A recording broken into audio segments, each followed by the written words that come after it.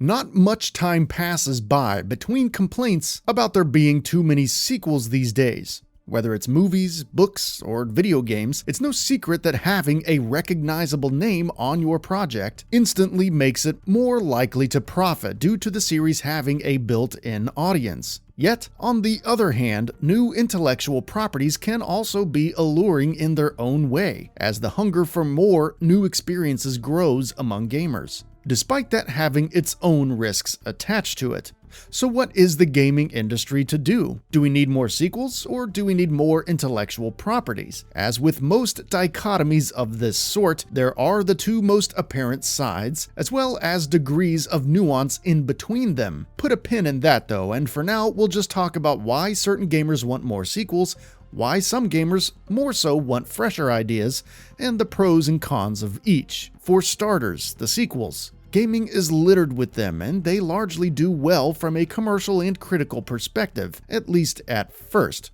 Once a big game comes out and shocks everybody with its various innovations and/or execution, people largely start clamoring for a sequel, especially if it's a series that seems built for one, like God of War, Halo, Half-Life, etc. Much of the time assuming that original game does well and warrants another entry for one reason or another, a sequel is made, often with production beginning shortly after or sometimes even before the launch of the original game. Most of the time, as long as the sequel sticks with what the initial game got right and builds upon or improves what it didn't, the sequel can feel like a fuller, more complete, and more tightly executed experience. Examples of the first sequel going well are literally everywhere you look. Mass Effect 2, Tenchu 2, God of War 2, even as far back as Sonic the Hedgehog 2 and Super Mario Bros. 2 are largely considered improvements on their predecessors because they followed the rules. They didn't reinvent the wheel. They just filled in the gaps of the original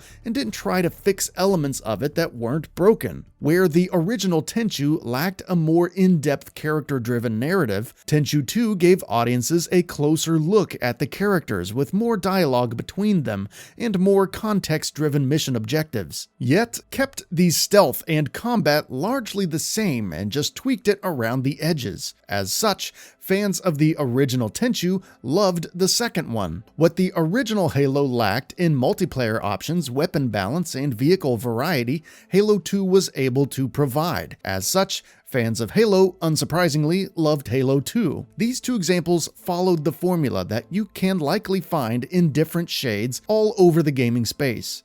And it's obvious to see why. If gamers loved the original game and its core mechanics, why not just give them more of what they want? That is when they are done right though. Sequels can just as easily go horribly wrong. Usually this occurs a little further down the line though. As a series starts to age and the franchise's audience ages as well, the temptation to tinker with a game's formula in a more fundamental way can be powerful for developers, as they have to walk the tightrope between adjusting to the perceived desires of their fans and not losing the identity of what made the series what it was. Resident Evil started things off with a very clear vision of its own identity with the first few games, but by the 4th, 5th, and 6th numbered entries started increasingly trading away its own identity in exchange for gaining access to a wider audience. While that technically worked to an extent, it also brought the series to a point where nobody really knew what to expect from it anymore, and a dramatic shift back to basics was the only logical way out of the corner they had put themselves in. And this is where the idea of endless sequels can go awry. Or, in the case of Mass Effect Andromeda, a sequel can basically stick to the fundamentals of its predecessors, but a lack of meaningful evolution and polish can be the downfall. So as a series goes on, it's a tougher and tougher call to make. Do the devs keep playing by the same rulebook for years and even decades and risk releasing a boring, redundant experience? Or do they take the initial risk of driving hardcore fans away by switching things up to keep things fresh?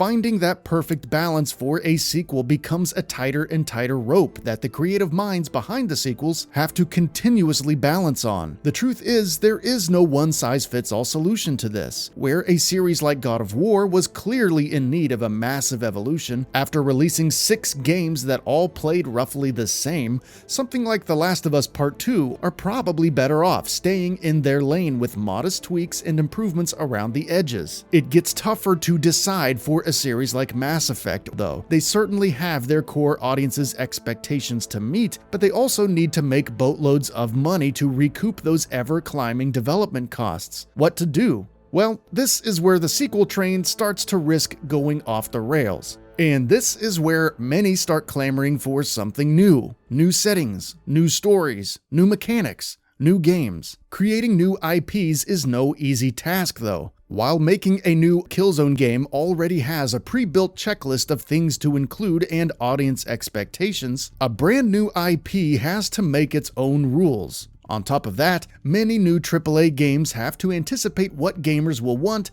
several years down the line, as there will be unfathomable amounts of man-hours in between conceiving the game's concepts and actually shipping the finished product. This is a problem fairly unique to gaming and likely contributes to why so many sequels are constantly in the works as opposed to fresher, newer ideas. New IPs have an inherent risk factor that can easily color the decisions on where to dump developer resources.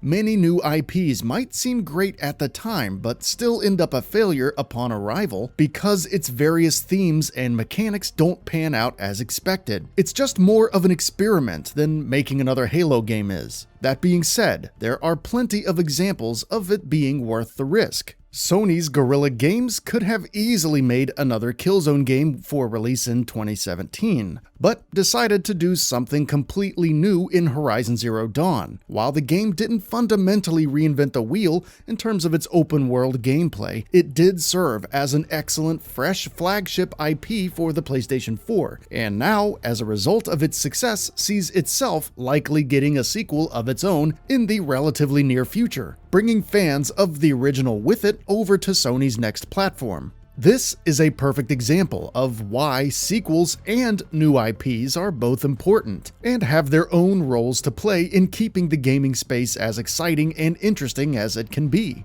While it's easy to say that more sequels or more new IPs are the answer to gaming's various issues, the truth is, we need both. The trick is for developers to know when to make a sequel, when to make a soft God of War or Resident Evil 7 style gameplay reboot, when to make a full-on narrative reboot, and when to put a franchise completely on ice for a while and try other things. An ideal answer likely exists for every series, but just as it is up to the developers to be open to all possibilities, it's also up to gamers to give reasonable, constructive feedback on games, so developers have an accurate idea of how hot or cold a franchise is at any given time.